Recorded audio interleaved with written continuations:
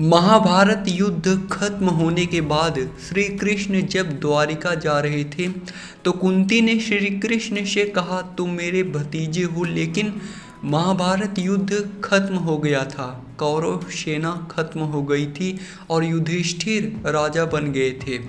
जब पांडवों के जीवन में सब ठीक हो गया तब श्री कृष्ण ने सोचा कि अब मुझे द्वारिका जाना चाहिए। श्री कृष्ण ने अपनी इच्छा पांडवों को बताई। सभी भगवान को रोकना चाहते थे लेकिन वे नहीं रुके। श्री कृष्ण रथ पर बैठ आगे बढ़े तो सामने कुंती खड़ी थी। रिश्ते में कुंती श्री कृष्ण की बुआ थी। अपनी बुआ को देखकर श्री कृष्ण रथ से उतरे तो कुंती ने उन्हें प्रणाम किया। ये देखकर श्री कृष्ण बोले कि आप मेरी बुआ हैं, मेरी माता की तरह हैं, मैं आपको प्रणाम करता हूँ। लेकिन आज आप मुझे क्यों प्रणाम कर रही हैं? कुंती ने कहा कि कृष्ण, तुम मेरे भतीजे हो लेकिन मैं ये भी जानती हूँ कि तुम भगवान भी हो, मुझे अपना भक्त बनाने दो।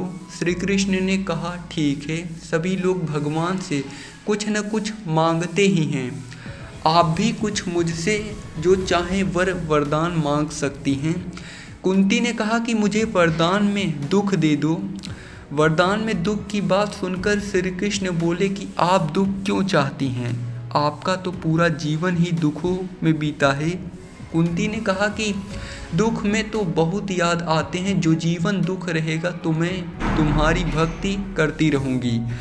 दुख के दिनों में तो मन भक्ति में लगता नहीं है। यहाँ पर मैं हर पल तुम्हारा ही ध्यान करना चाहती हूँ, इसलिए दुख मांग रही हूँ। श्री कृष्ण बोले कि ठीक है, जैसी आपकी इच्छा।